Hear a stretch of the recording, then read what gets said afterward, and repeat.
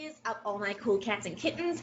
You have made it. We are on to video number 2, which discusses ethics. Chapter 2, ethics. And in this video, we are more specifically going to address 1, what is ethics? 2, where do our ethics even come from? Like what are ethics? Where do they come from? 3, we are going to talk about how our ethics relate back to public speaking, a public speaking dynamic. And more specifically, we are going to talk about the 3 different types of plagiarism, along with ethnocentrism, egocentrism, and stereotyping. So let's go ahead and jump right into what are ethics. So ethics, they are issues of right and wrong, good and bad, moral and immoral. And so, for instance, for those of you who watch Facebook videos, YouTube videos, it's funny because whenever I mention Facebook, people are like, what are you talking about, Cecilia? I love watching Facebook videos. Y'all love watching Facebook videos? I always watch Facebook videos, but I also watch a lot of YouTube videos as well. But maybe you've been on one of these platforms and you've seen videos of individuals going out and helping individuals who are in need, such as transients, buying them food, giving them money. And so this is where you'll see in the discussions, people having, mentioning whether or not them recording themselves doing these kind acts is right or wrong or moral or immoral. And so you'll always see people who are like, you know, if you really wanted to do something good, you shouldn't have recorded it. Why do you need to show the whole world that you're doing something nice for somebody else? Whereas there are people who are at the other end of the discussion saying, hey, this is so nice of you to do. You're always going out. You're always helping people. Thank you for sharing this. This made my day. And so you could see where there is a little bit of conflict between the two. What is right and what is wrong? And so it can get very philosophical in nature the more that you have these discussions with other individuals. And you'll see further down during this discussion, we are going to talk about the trolley problem. And I love doing this one in class. I want you to watch this video and I want you to show your family members, and I want you to have a discussion with your family members about whether or not these issues that we're going to discuss are right or wrong. But I mean, other issues of right and wrong are the no cop, no stop. You know what I'm talking about. And so some individuals, there is a stop sign that's maybe close to their house and they never really do the full stop. You know what I'm talking about. Or if you see somebody drop cash, do you go and help them? And so on and so forth. So these are issues of right and wrong, good and bad. So where do they even come from? Where do we learn these? Are they inherent? Do we learn them from family members? And so again, this is a discussion in itself as well. Some individuals, some scholars out there truly do believe that these are learned things. So I learned from my mother and father very early on, keep your hands to yourself, do not hit other individuals, that is bad, that is wrong, give people their space. And so that's what I learned growing up. And so for me, there are definitely issues of right and wrong that were embedded deep within me. I was like a little sponge growing up and I absorbed that information. And even today, there are certain things that I will and will not do based off of my moral compass. And so my moral compass is not necessarily the same as other people's moral compass, but there are things within our society that we just abide by, such as laws. So there are those things that we learn growing up, right? So our environment around us can definitely play a role in whether or not we believe something is right or wrong, but it can also be laws. So like no cop, no stop thing, right? It's wrong not to stop at a stop light, for instance, a very busy stoplight. You should stop every single time. You should wait until it turns green, and so on and so forth. That's something that we learn, like, yeah, you don't do that. That's not safe. You might injure somebody else. That's not okay. That's not right.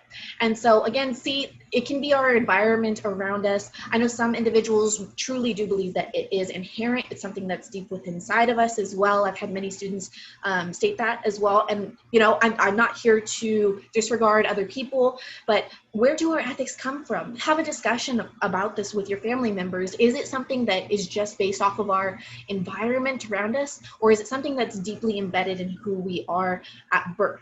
So have that discussion with other people. It's a fun thing. And so when we are talking about ethics, right or wrong, I always bring up the trolley problem.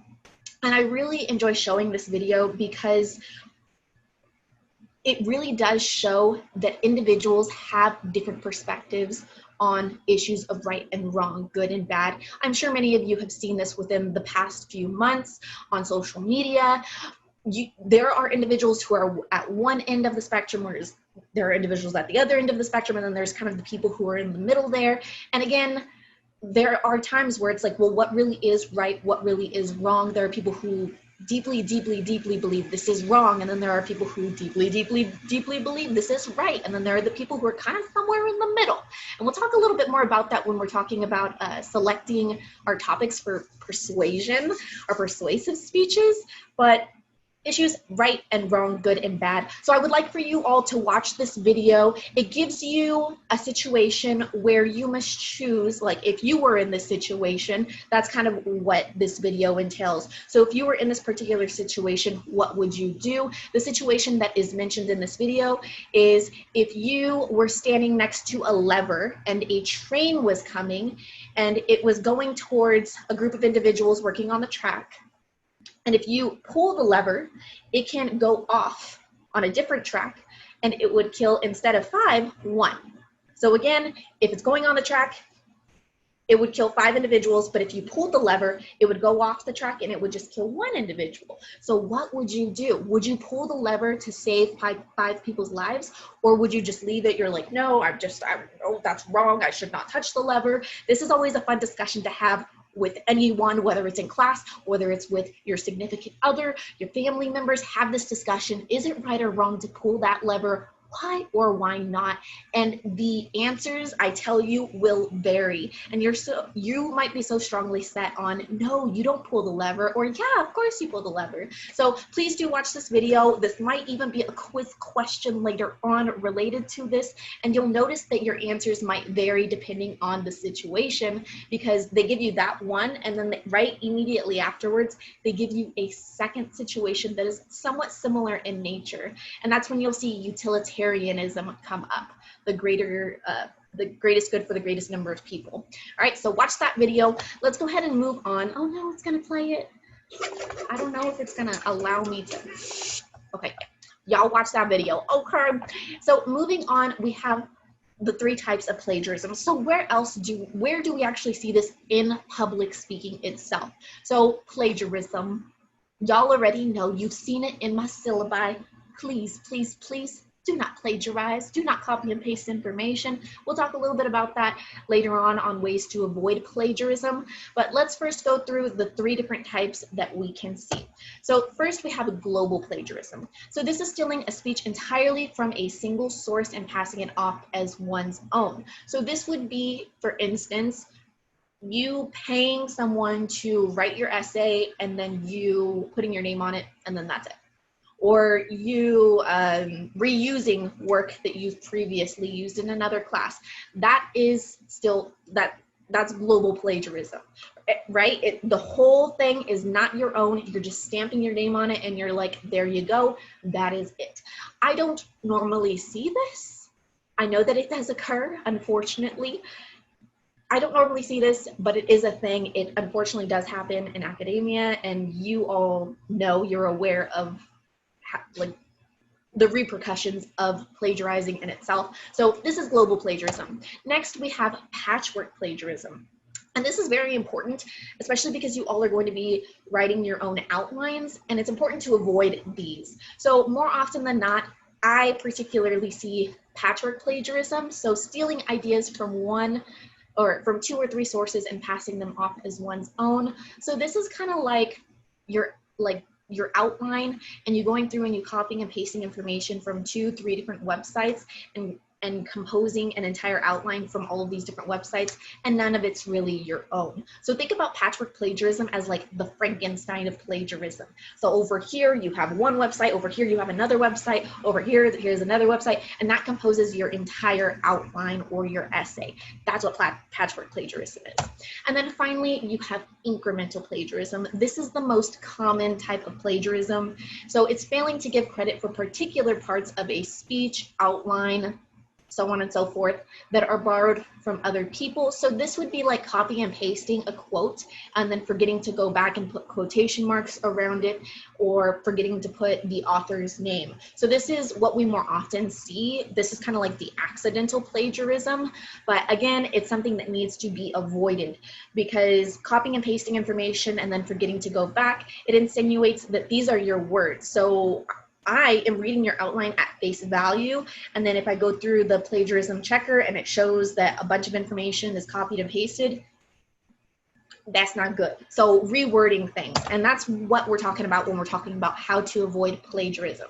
So one, try your best not to copy and paste information, and if you do, make sure that you use quotation marks. The majority of our work should be our own words, whether it is summarizing or paraphrasing, and that's really the basis of everything, is understanding the difference between summarizing, why can't I think now? Summarizing, paraphrasing, and quoting. Those are all three very different things. And if you have difficulty understanding the difference between summarizing and paraphrasing, here's an example.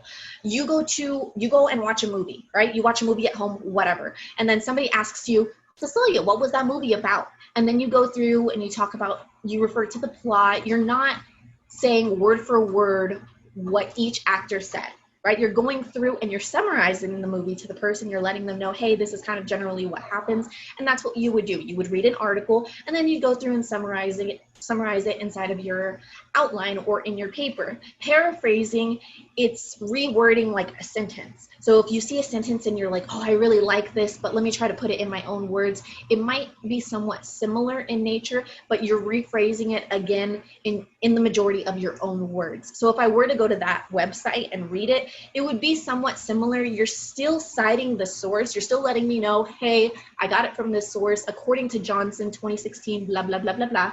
But you're still letting me know, hey, I got it from this source, but you're rephrasing it. You're rephrasing a sentence, or you're rephrasing 2 or 3 lines that you found specifically important in that source. So that is the best way to go about avoiding plagiarism.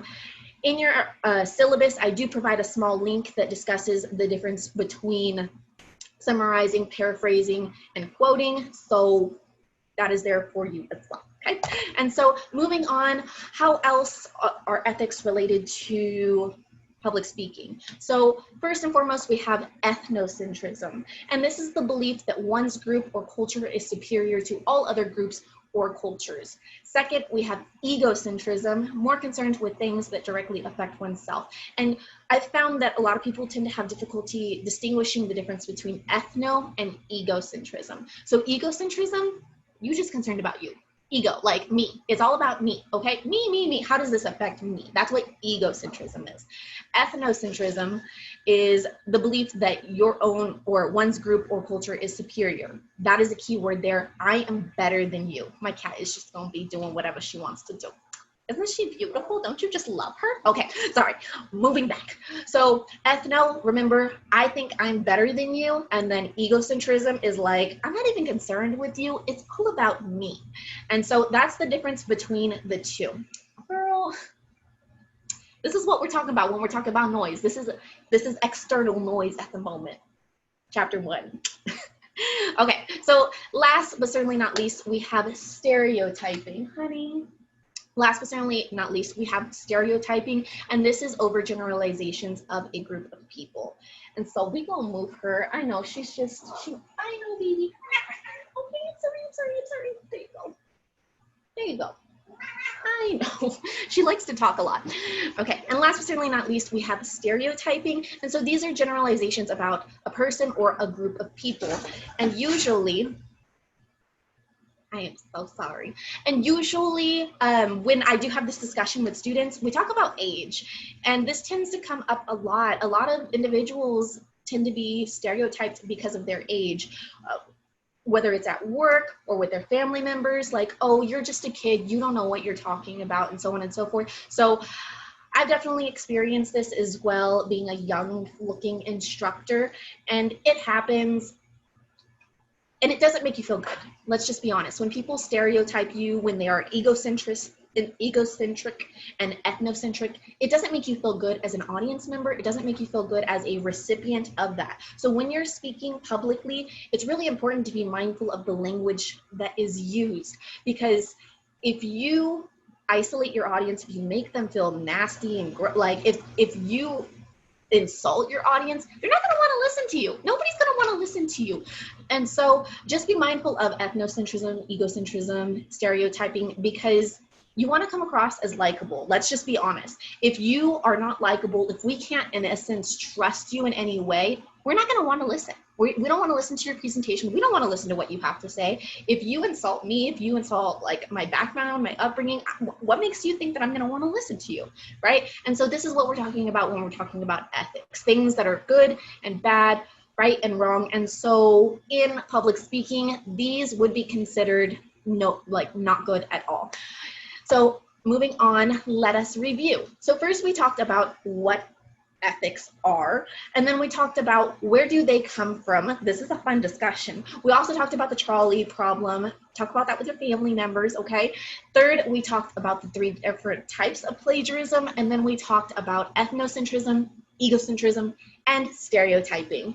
And so in the next chapter, we are actually going to be talking about listening, and the listening section actually kind of overlaps with ethics as well, because we're going to be talking about pretending to listen, and we're going to be talking about selective listening and whether or not those are good or bad, moral, immoral. So as you'll see, like all of the chapters really do overlap. You're going to see an overlap between many of the concepts, but we are done with chapter 2, and I will see you in video 3.